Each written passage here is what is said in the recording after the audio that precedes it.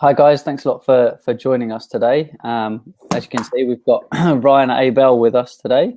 We're just going to have it's a bit of an informal chat really around the topic of live streaming and various platforms that are being used at the moment. So thanks a lot for taking the time out to come in and join us here on Blab today.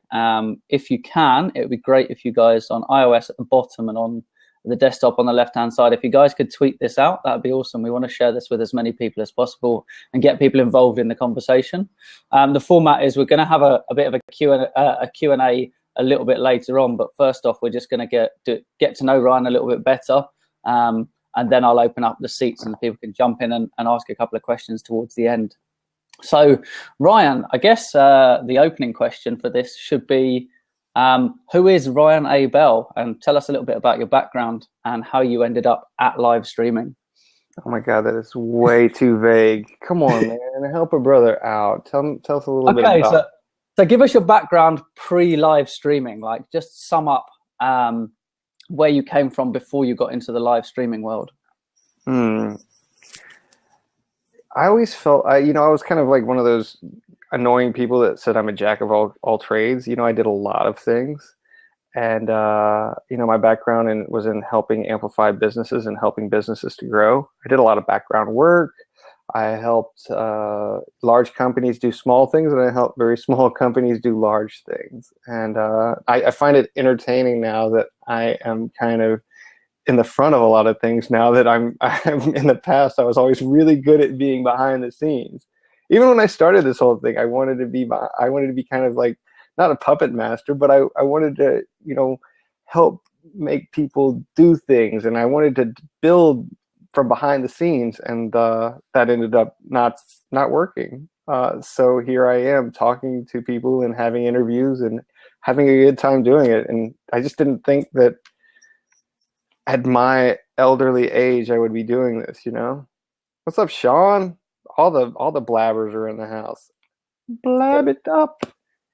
We've got a nice audience. So quite a lot of people who are very active in the live streaming community. So I guess that leads me to the live streaming. Obviously, we've talked about pre-live streaming. So what was your first experience of live streaming? What was the platform you started on? And tell us about that first experience you had with live streaming.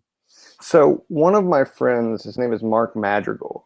He is a pastor, and he's a techie and a podcaster. And I was a dabbler in podcasting, and I help people to start their own podcasts. I help people to start their own websites. I help people to do all that goofy stuff.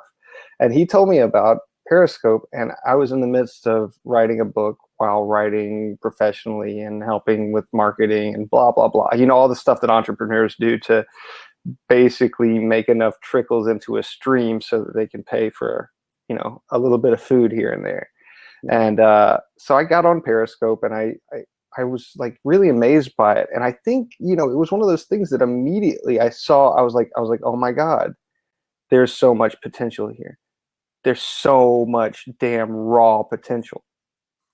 And I started playing with it. I started realizing I could do things first, and I started thinking more. I started having these ideas, and one of these ideas was to make up the Periscope Summit and to make something that was massive, a massive thing to amplify a lot of people and to get a lot of people together, because at heart, I'm a teacher and a community builder. I'm very proud of the fact that I won the Volunteer Service Award from the President's Office last year. And I'm very proud of the fact that I work with all these companies, and I have for many years. And I decided that I wanted to be somebody that helped to make this community strong and help this community to be awesome. And so I started doing that. And I built this thing, and I built this team, and I became a part of something. And ever since I did that, ever since I started mainly thinking I need to focus on helping other people, it's helped me. Yeah, I mean, that's a really good point. Obviously, there's that phrase that you can't shine light on other people without some of it spilling on yourself. So that kind of helping other people element kind of I really resonate with that, and the fact that everything that we do, I mean, our tagline is to educate and inspire. So obviously, I really resonate with you saying that about there. You touched on the Periscope Summit, and I know I caught you chatting to some other people on a previous interview about the Periscope Summit and how it came about. And I know that you're very community focused and kind of wanted to keep it within the live stream community and make it quite a community project rather than it being this kind of corporate entity and stuff. So can you just tell us a little bit about how that came about and kind of any of the things that you've had to do to make that happen? Oh my God. So it's kind of funny. I had the idea on a scope about doing a big Periscope summit and a big crazy intersection between tech and entertainment. And I was walking around the baseball field, and I just had the thought. I started talking about it. Everybody was like, oh my God, that's great. And they were like inviting followers, and like it was back when I had like a few hundred followers. I think I had 600 or 700 followers at the time. 700 actually, 700 followers at the time, which I think is a wonderful number. And I didn't even want to really get over that number because I just wanted to have fun with Periscope. All I wanted to do was have fun with Periscope, because you guys see me on and I get in trouble because I do something really stupid. But gosh, guys, I really want to do stupid shit on Periscope. I just really, really, really, really do. And I can't now because I've got to be this serious guy. But anyways, I had the idea, and I talked about it on Periscope, and it was on a Tuesday, the beginning of the month before Memorial Day weekend. And Memorial Day weekend in America is a long weekend. And so by that Thursday, I heard that some CEOs had been talking about it, through the grapevine. My idea from little me, and I realized, one, how powerful the platform was by being able to have that discussion as just little old me, and then getting to such a high thing. And two, I realized I needed to do it so that it couldn't be taken away by, these major CEOs, and it couldn't be taken away from our community, and it wouldn't be watered down by corporates. And so, I came up with the idea to build it up and make it too big to fail, and I worked that entire weekend because Periscope never sleeps. I mean, we all know that. Like, most of us don't even sleep because we're on Periscope. And so by the time Tuesday came around and everybody woke up and 9 to 5 people realized that something was going on, I'd made this big splash that couldn't be unheard. And we've been doing it ever since. And here I am. I've aged 342 years in the past few months. Can you tell? It's 342 years. I used to be negative 5 years old. I was going to say, and you're still looking great even with those extra years on there. If you don't mind, someone did actually chime in to say, with all the achievements and kind of people have looked back and seen the things that you've achieved. Somebody did chime in on the chat, and I said I was going to leave this to the end, but it's kind of timely that someone asked if you minded revealing how old you were, Ryan. Oh, I am 38 years old. My wife always jokes about me lying. My wife is 31, and she's way, way, way too pretty for me to be with. But I'm 38 years old. It's just, that's the way it is. I creak, and I can barely get up in the morning without crying. But I don't have enough fluids in my body to cry, so I just think about crying mainly because I'm so elderly. Awesome. So obviously that's the great insight about the Periscope Summit. If you had to sum up the whole of Periscope Summit into one sentence, what would that sentence be and why? Amplification of community. I always want to make things very concise. Like I try to think in hashtags. The shorter you can make your elevator speech, the shorter you can say what you're doing, the more impactful it is, because people don't listen to your ass for very long. The summation of it is exactly that, is we are going to get together, and as the new social media, we are going to explode in a very major way, and people are going to become really recognized from this platform and for all this early work, like what you're doing here. This is a time capsule. we may not have a lot of recognition now. We may have a few hundred views of this afterwards, but the connections that we're making right now, guys, they're like summer camp connections. You know, we're going to be together for a very long time because we've built this together. We've built this community, this place where there's accountability and there's beauty, and you're expected to make good content. That's what we're doing.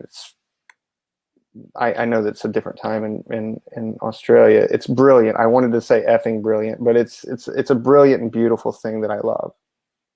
Yeah, I mean, with regards to obviously the summit is very focused on kind of community aspect, and you've talked about this, the power of it for community stuff. You tell us how kind of your own kind of circle of people that you interact with has changed since you came onto live streaming, and how that's kind of expanded. You know, it's funny. And it feels like you're name dropping and everything, but you know, I talked to Sean at Blab, and I just got off a Skype call with Chris Ducker, who had only, like, before this, when I was working the enterprise, you know, I only thought about the way that I connect with him was via podcast, and I wouldn't be talking to him about his 27th anniversary. And, you know, one of the good things about being my age, I'm 38 years old, like I said, I didn't realize that this particular interview would be about my age. But Chris and I were talking about this, so it's very timely you ask, because if I was in my 20s, I'd probably be a little bit more off the rails, and I wouldn't respect where I'm at as much as I do, because I do know the only thing that matters about Ryan Bell is the connections that Ryan Bell has, and the way that he's able to utilize those connections. And honestly, Tristan, I don't give two shits about me except for what I can do for other people. Because, like, you guys know me as a father. I was born when I got married. I was born. My life became me when I had children. And the reason I try to do good in this world is not for me at all. Dude, fuck me. I don't care. Like me, I've had my fun. My life is for other people, and my life is for my children. And that's damn true. That's all there is in my life. That's it. Yeah, I mean, that's a really good point about the whole kind of having a greater purpose and things like that. I mean, how do you stay kind of on track and focused? I mean, with the like the world of live streaming and this whole what we call squirrel syndrome and shiny object syndrome, where there's new things coming up all the time. And how do you try to stay focused and not distracted as new things come along? You know, that's hard, because I see life in lists. You know, I have my email, and so you have this long list of things that you've got to get done, and then I have my to-do list, and I want to get done with these lists. So, and then, you know, you have your social media list that you got to take care of. You get to a certain level where you have to have a team to take care of these things. And, you know, as somebody that has built these things before, I have to realize that my social media manager is going to take care of some things. And I try not to get down. My problem is getting down to the little bitty things that I shouldn't be dealing with, until I realize that, oh my God, it's Sunday night and I'm answering emails that I shouldn't be answering. You know, just so that I can clean it up so my Monday doesn't last until Wednesday. But keeping focus on the main things are important. You know, I need to focus on what's important, like in my Periscope community. I need to focus on what's going to amplify other people best, because that's worked for me. It's really worked for me. Okay, so you talk about kind of the people around you and understanding that you need to have a team and bits and pieces like that. So if we were to ask you now, who are the kind of key players in your network that are supporting you and helping you, you know, keep the wheels moving, as it were, keeping the wheels greased? It's interesting because I have to call on different people all the time, and we're all kind of a team. You know, my core team is going to be people like Kathy Hackle, which everybody knows. Randall and Alice Chase are huge. Alea Williams is helping us with some of the stuff in there. And then I was just talking to Sherry O'Connor, who does all our social media. If you look at our Instagram and our Periscope just hit over 3,000 followers, which means something to me. You know, I mean, like we don't have anybody that's like straight up professional. We're all doing this because we want to, but we're making very good assets, and we're making them because we're viewers. You know, I myself am a hybrid. Like I can guarantee you most of these people, I know their names because I've been on their scopes. Sorry for dropping an F-bomb earlier. I realized that Jason called me out for that. But anyways, I apologize, general public. Yeah, so with that team, just, have they kind of organically come from live streaming, or are they people that you knew before live streaming? oh yes, these actually they all came at me wanting to help. They all came to me wanting to help. Some of them were fans from the get-go. Sherry O'Connor was one of the first people that ever followed me, you know? Yeah. And you trust those people, and you want to interact with those people because we're on a social media platform where you get to know people more. Like, people know that I'm not a liar because you don't catch me in a lie, because I just don't. I don't have the time. I don't have the time to lie or be false. And you can tell, as Brian Fanzo says, you know, when you look at somebody in their digital eyeballs, you know, I know Tristan's a good dude. You know, you're probably sitting on like underneath the couch is hollowed out and there's dead bodies in it. I don't know. You're Australian, or you're English, you're British, you're something other than me, right? Yeah. Where are you originally from, Tristan? I'm from London originally, but I'm in Sydney, Australia now. Okay. I knew that there was two of those things, and I always think of Sarah Moore. You know, she's always an annoyance in the back of my mind. So you're talking about kind of getting that help and things like that. Are there any kind of key tips you'd give for time management, kind of managing your time? Because obviously you talk about being a father, and you're building this Periscope community and doing kind of all the regular bits that you do for amplifying brands. How do you manage and juggle your time? Is there any kind of tips you can give people who are listening? Make sure you're doing the one thing. You know, don't have a million windows open, even if it's a window outside. You know, if I don't want to be 30% father and then 30% Periscope Summit guy. You know, I tugged my. It's 8:30 here. You know, we started this interview at 8:30. At 8:15, I kissed my child on the cheek because she goes to bed around 8 o'clock, and I said, "I love you and I'm proud of you." And then I came and I took off the shirt that had food on it, and I put this shirt on, and I came in and I sat down, because I'm giving you 100% of my time. Always know when you can do 100% and when you can't. And don't cheat people, because it feels really shitty when you cheat people, especially when it's your family or your kids. And I've done it before, because, you know, you get a text or something like that, and then you're not paying attention to your child. And it's the same way. If you're on the phone with me, and most people know this, when they're on the phone with me, I get up from my desk, I put headphones on, and I start walking, because I'm a walker and I talker, and I'm not going to hear any dings or anything like that. My phone stays in my pocket, and I talk to you. And it doesn't matter who you are. It doesn't matter if you have 3 fucking followers or 3 million fucking followers. You're the same to me. And I'm going to listen to you, and I'm going to give you the same respect, and I'm going to give you the same time, because who knows what we're all going to be, because we're all doing this together. We're all parts of the boat. And I'm cussing way too much. I'm sorry. That's okay. I mean, one of the things there that you're touching on is kind of the amount of focus you give to people, and regardless of that.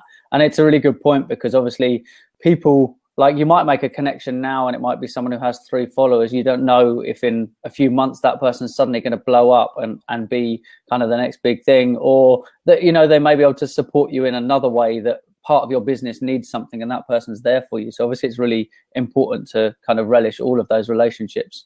So yeah, I absolutely agree with you on that. So we've obviously got the Periscope Summit. Did you want to just drop the dates there? I have shared the link for you in the chat there on Blab. So I just wondered if you wanted to give us the dates, because I know that there was a little bit of you had an original plan for it which changed slightly, and then you had to protect the brand. So if you could just tell us about that one. Oh yeah, protecting the brand. Oh my God, I feel like, a convict around food sometimes, or as Sarah Moore would say it, an Australian around food. Um, Australian convict. The dates are September 22nd to the 24th. We're going to start with a big opening party. It's going to be a lot of the Periscope musicians that are going to be playing live at Hudson Terrace, which is one of these big places with the big opening ceiling and everything. Lots of good sounds and lots of people meeting for the first time, which I kind of tear up sometimes when I think about. The 23rd will be a lot like a TEDx event, a lot of keynotes, a lot of panels, and we're making it a mixture of fun and a mixture of business so that people can really get value. And I want it to be not just all staunch and everything. And then the 24th is going to be a lot of other activities that we can do. Some amazing things that we're dealing with the Guinness Book of World Records. We're dealing with some things that we can't exactly talk about right now, but they're going to be really big. And the way that we put this together from the beginning to now is to give so much value that it makes no damn sense not to go, and I just want to see my friends. I want to do this, and I want this to be the beginning of something that is an amazing thing to amplify everyone. That's my thing, man. Yeah, I mean that it's really good. Like the Oh, whole. I'm sorry. I'm so sorry. I forgot. It ends with a closing VIP party at an art gallery where Amanda Oleander is going to be painting an original piece. We're going to auction it off, and the money is going to go to the Special Olympics, which is near and dear to my heart. I got off the phone with Special Olympics today. Boom. I'm able to not just give time, but I'm able to give money to Special Olympics, and that's if you guys seriously like, and I don't have family members or anything that are that are special needs or anything. It's just something I'm good at that I found out a long time ago that I was good at. Try working with Special Olympics. It's so amazing, and it's addictive. It's something that you look forward to every Saturday. It's amazing. Do it. Sorry.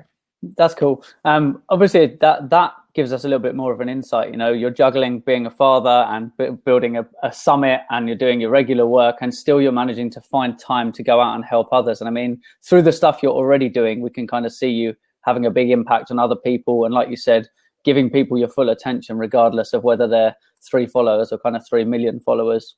That's really, really admirable to do that. And is there anyone other than your wife, obviously, that keeps you specifically grounded with this? Because obviously I've seen you in a lot of interviews, and obviously as you're involved in more brands and the summit and things, who helps to keep you grounded? You know what? I've got 2 friends from Periscope that I talk to pretty often. I mean, gosh, it's a lot of Periscope people. I swear to you, I'm thinking about it because like I went onto Periscope today after I saw the most like awful video of my grandmother, like who I didn't realize how bad a shape she was in, and I went on today. I mean, it's still in the replays, and I saw her, and she was just like, I was like, oh my God, this woman's in bad shape. And I go to Periscope as a whole. I go to my community sometimes, and I talk about things that I want to get off my chest.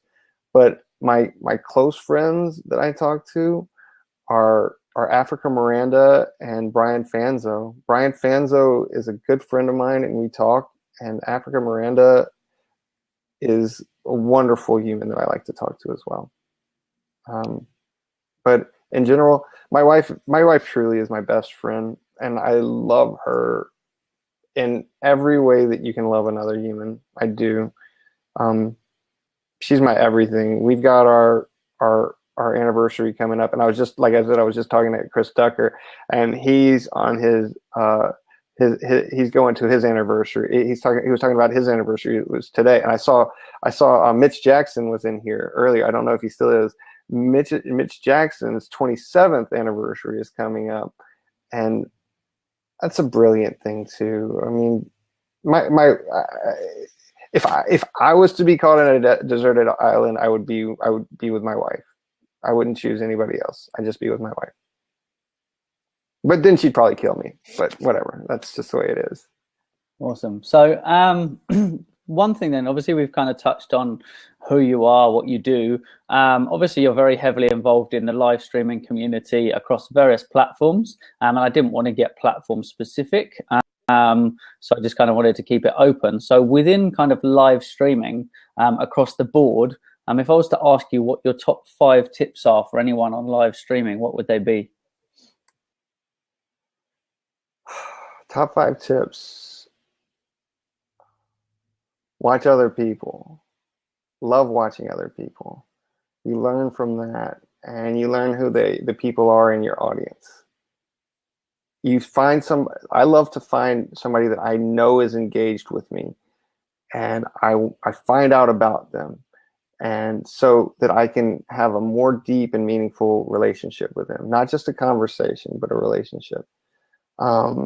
Next, think about it as though you realize you own your very own broadcasting station. You own your own channel, whether it's cable or public access, or if you want it to be a podcaster, if you want it to be a Bravo thing where you're doing interviews.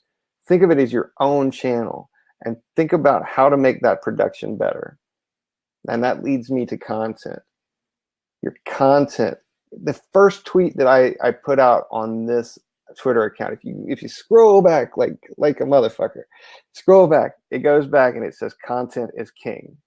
And that's the truth. Content is always king. We are creators. If you believe in God, if you believe in the Big Bang Theory, if you believe in whatever, we were created. And whatever archetype we come from, we are therefore creators. If you're not creating something, then you're failing. You're not doing your job as an entity, as a builder. We came out with these hands to build. We came out with this brain to think. We are the builders. And if you have a passion, you go at that shit. You make that shit happen. And then you cuss even though you know it's 2:00 in Australia. I'm sorry. All right. So yeah, sorry, I get passionate. Where was I? That was 3? So you that was 3? Was it? 3, yeah. Okay, 3. I know most people go in on 3, so I thought I'd throw you a curveball and give you 5. Yeah, you gave me 5. I can talk smack forever. So what did I do? Engagement, content. What else? What was the other one? Watching other people and learning from them, thinking about it as your own broadcast, and then talking about content is king. Yeah, look to the future. Think about where we're at, and think about where we're going to be. That's another way that I've gotten everywhere that I was, because I realized at one point in time that I felt like we were in the 50s of television. I felt that Periscope and live stream was in the 50s of television. So I was like, what do I like to watch? And I thought of the 70s, and I thought of Saturday Night Live. So look, think of what the future is, because it's not what the future is going to be, guys. It's just not. It's the future, the way that we're going to make it.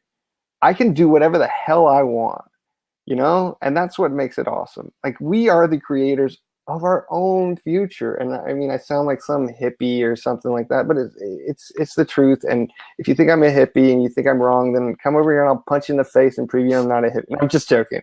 I'm just joking, because I'm not a hippie. All right, number five. These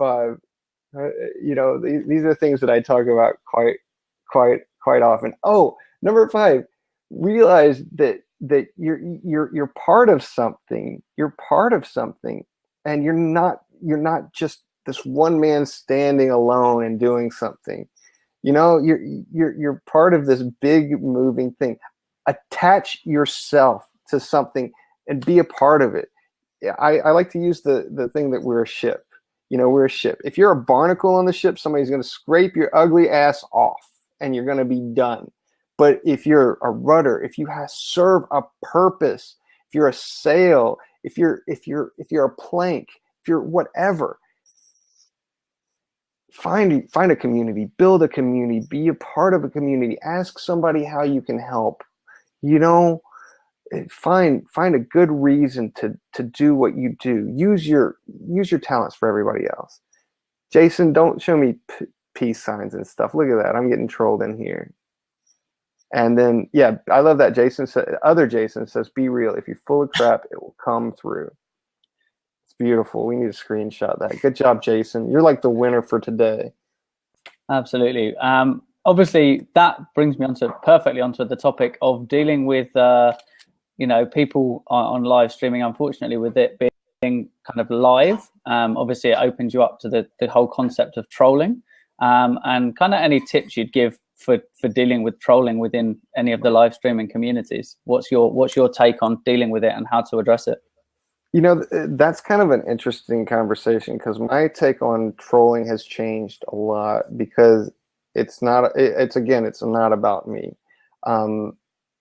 Up until recently, I had one person blocked on my list, one person for a long time. And that's, I have over 5,000 followers, which is not huge in comparison to a lot of the, the big baller boss guys.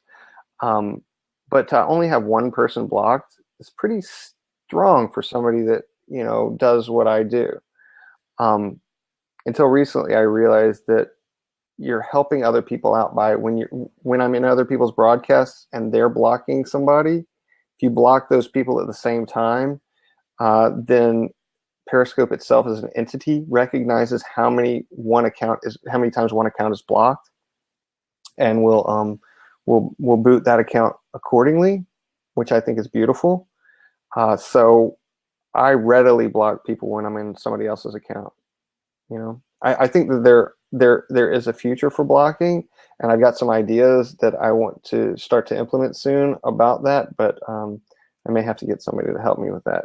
But I think that we should start to put together lists of people that are blocked, on Twitter, so that we can see who these people are, because I always look to see if some person that's just a really shitty troll has a large following. Because if I can do a screenshot and be like, look, why don't we tweet this out and show that this person is trolling an 11-year-old girl, and then maybe one of their 100 or 200 followers, hey, maybe their mom sees it and is like, oh my God, Jeffrey, you are a complete pile of crap. There's accountability for you, Jeffrey, you bastard troll. That's my thought for it. People need damn accountability. Yeah, absolutely. There's one other thing I wanted to touch on that's become a bit of a big topic is obviously with the fear of missing out. There's been kind of a blow up in discussion around people kind of using live streaming whilst doing other activities, be it driving or anything else. I mean, what would be your angle on dealing with that in a positive way? Because obviously we don't want it to turn into kind of bullying and name calling, and obviously people need to be made aware of it, but without it then becoming, a bullying tactic from the people who are concerned about it. Yeah, I know that's been kind of a worry of mine, because I know too many people on Periscope in general, and I have friends that I know do that. Sorry, I'm getting texts. I do worry about that becoming a bully thing. I do think that there should be awareness brought on about it, because it's the same as texting and driving. It's the same, if not friggin' worse, because it's a constant pull instead of a ding pull, a ding pull, a ding pull. Hashtag that. I'm 12. So yeah. Anyways. Thanks, Jason. Thanks, Sarah. Everybody's ding pulling. Yay! Let's make that trend. Let's trend the ding pull. It goes well with Bell, ding pull.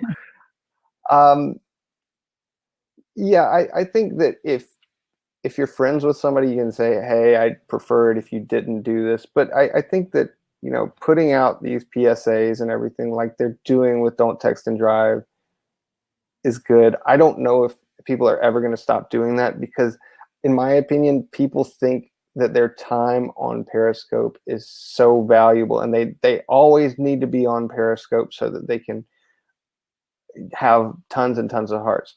The truth is, yeah, I'd have more hearts and more followers if I did a bunch of Periscopes all the time. But there are times that I don't do a Periscope for a day or two, something like that, and it's because I've got other things that I've got to do, like be a good person for my family and everything. I want to cultivate friendships on Periscope, but I don't want it to interfere with me running over somebody in my car, or me not having enough time to take care of my children, or me not going to work because I think that Periscope's my job. Being a mom is first. That's right, Z and Co. Yeah. I mean, one of the things is obviously it can't really, you touched on it there, it can't interfere with real life. Real life still has to happen kind of around that live streaming. Obviously, it's more of it's an insight into the real life. And I'm actually very proud of a couple of people. There's a couple of people who have obviously gone and done the research on, the legalities of kind of streaming whilst driving. And despite being told by authorities in their area that it was technically legal, they've actually decided, because of people in the community speaking out and reaching out to them, that they're actually going to stop doing it based on the fact that the community's spoken. So that kind of community element that you talk about has had an effect on those people. That's really good. So it's good to hear that. What I'm going to do now, just I'm conscious on the time, is I'm going to open up the seats in case anyone wanted to ask a question. I know you love this bit of speaking to the community. I was about to ask you. Can we please? So the format I want to keep to, though, is, guys, so that we can get as many questions in, try and keep them short and concise, and then jump in, ask your question, and then we'll free up the seat again to get somebody else in. So I'm going to unlock that now. So if anyone's got any questions they want to fire to Ryan, then please do call in. By all means, obviously keep it fairly on topic if you can. So we'll just open that seat up now so that people can call in. I'm pretty sure that we'll probably get something in from Sarah Moore on this one. I'd be shocked if she doesn't take a seat. So, he's so awful. Well, if we don't get any questions, we've obviously covered the topic well, Ryan. So I'm happy either way. So, all right, yeah. Let's. Anybody want to come in? I saw Bobby Snarks come in here. open. Z and Co. Oh, there's an open seat. Come on, Jason. I know you're here. Here we go. There we go. Oh God. Oh hey. Jesus. Oh, that's that sweater that you made out of rats. It's beautiful. Great. Good to see you. Wow. Hey, Sarah. This is going well. Hi. Oh, it's Mitch Jackson. Maybe I'll talk to him. Hi, Mitch. I'm enjoying the dynamics between you and Ryan, Sarah. You guys go right ahead. I was going to ask you a serious question. All right, go for it. Seriously. How do you and it's kind of like Tristan touched on it before, but how do you kind of keep it real as your profile grows and you have more and more people who are kind of tugging at you, and you have to draw tighter boundaries because we only have 24 hours in a day, and 8 hours of those is sleeping. Do you know what I mean? Honestly, I'm not trolling you back, but you kind of lost me. Keeping it real in a sense of because my followers are at a certain level now versus a smaller congregation. So there's like there's more pull on your time. There's more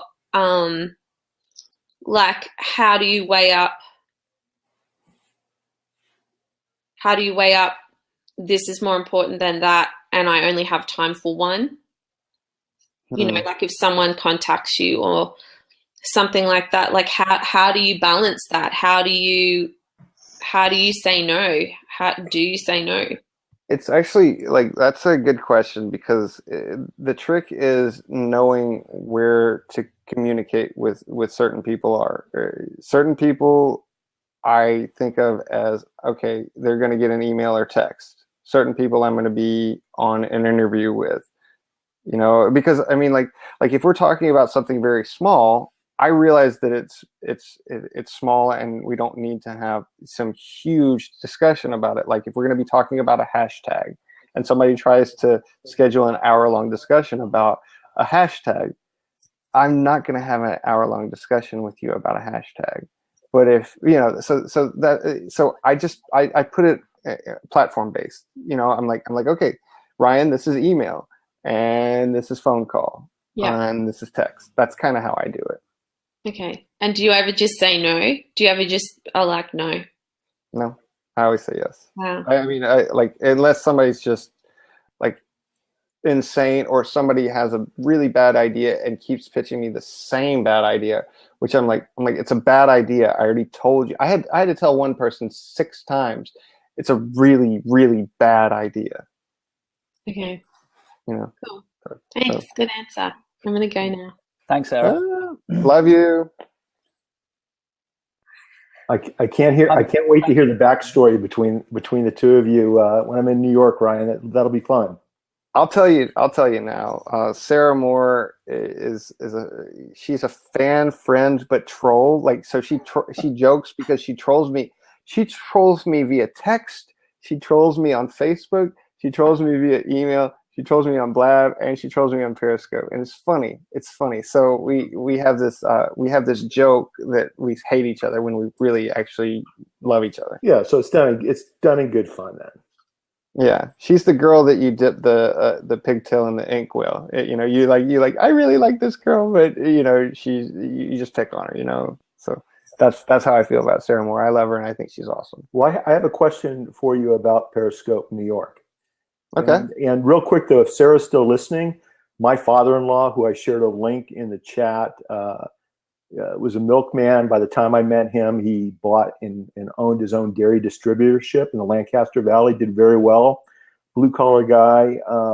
When I started my practice, he was recommended I put a credenza over on the far wall with all my family pictures. And as the kids were born and as they grew up, every time I had to make a decision, a yes or no, answer a question with a yes or no. Do I need to travel? Do I need to go do this or do that? I'd look over at the credenza, and that would remind me where my priorities were, and that it was okay to say no every once in a while. In fact, it's okay to say no a lot.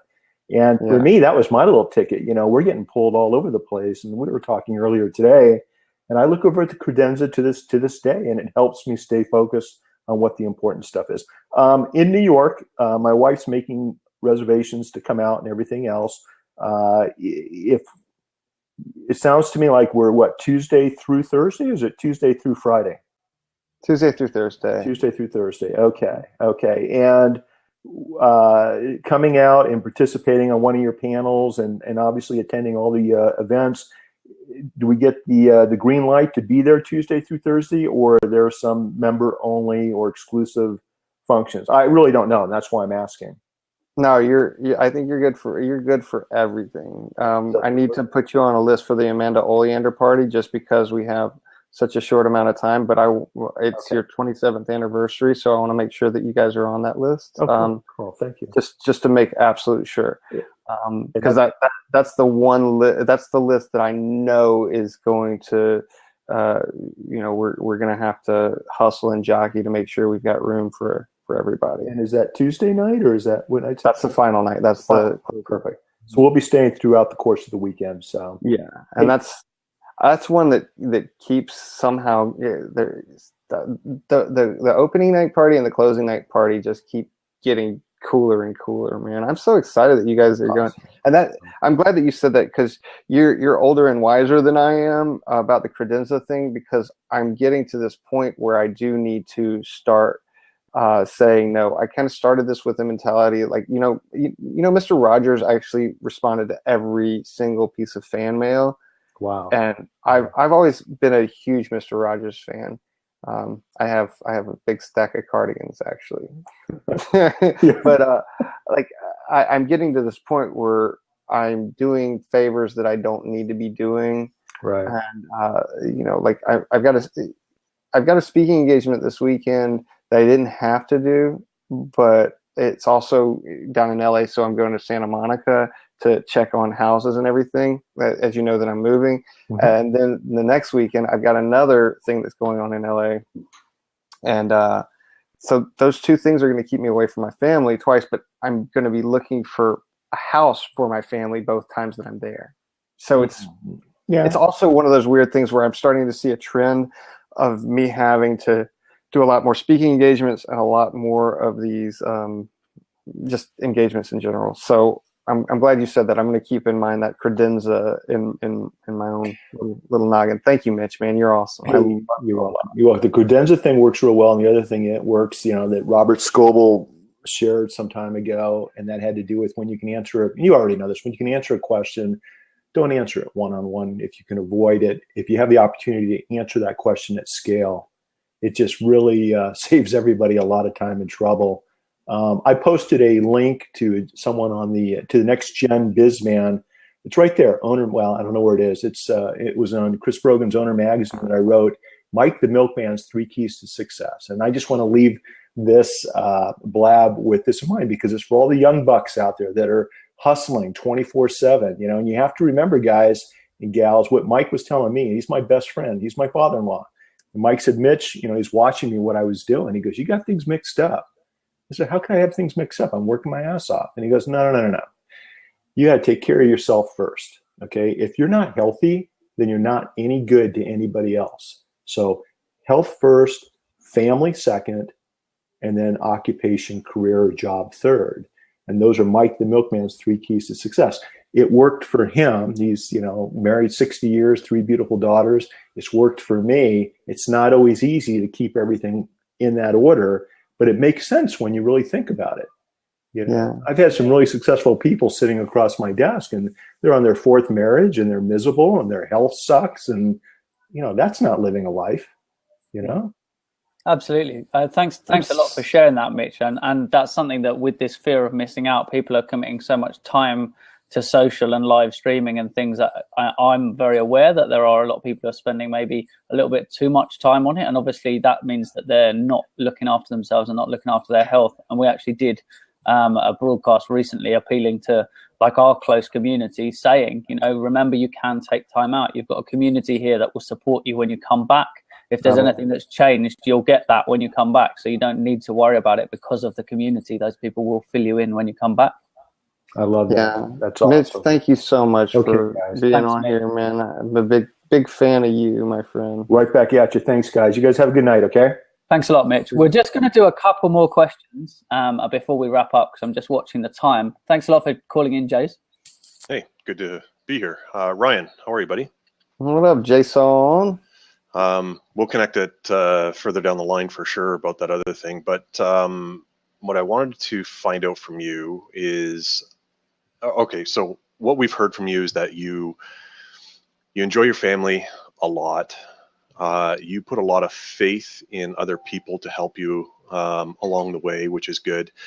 You do for others that you would not do for yourself. What do you do for yourself? What do you enjoy most, and what do you use for decompression? Like, how do you go out and just enjoy yourself and just leave all that other stuff behind? I play a little guitar. Look at my cool guitar here. Last night I went and got a massage. Fell asleep on the massage table, and my friend's an awesome masseuse, so he just let me sleep, and missed an important call for because of that. But I also like to go get a really nice haircut. One of those places where I can help you there. Yeah, you get too many. You get way too many. I go on walks. I don't want to become a martyr. I don't want to start doing everything for everybody else. And Mitch, some of the older guys that I talk to, really makes sense, because Mitch has been married for 27 years now, and happily married. And I want to be Mitch. That's success for me, is being married for a long time and having a happy relationship. And I do know that it comes from taking good care of yourself. And I'm trying my hardest to take better care of myself, because I realized when I became a father that I was kind of doing this fatherhood martyr thing, where I was like, yeah, by the time, and my wife was working 3 days, and 3 days a week at one point in time. And I was on PTO because there's paid paternity leave in California. So my wife was working, and she'd come home, and the house would be immaculate, and the baby would be perfectly fed and everything like that, and dishes would be done, and I just was like, yeah, I'm rocking this. But I looked like ass. I looked like the end of Faces of Meth. I was just like terrible. And I realized that I was doing it wrong, and I started taking care of myself, and I was still able to take care of the house and not kill myself doing it. So I need to lay off and be easier to myself in general. So I'm glad that you guys asked that. This is a great interview because it does remind me that, I need to make sure that I'm doing these things. I've got a 5-pack to go to yoga. And another thing that I do is I like to go to those sleep deprivation chambers. There's a sleep deprivation chamber now near my house because we have so much noise in our life. Like, I live in Berkeley. I live on a busy street.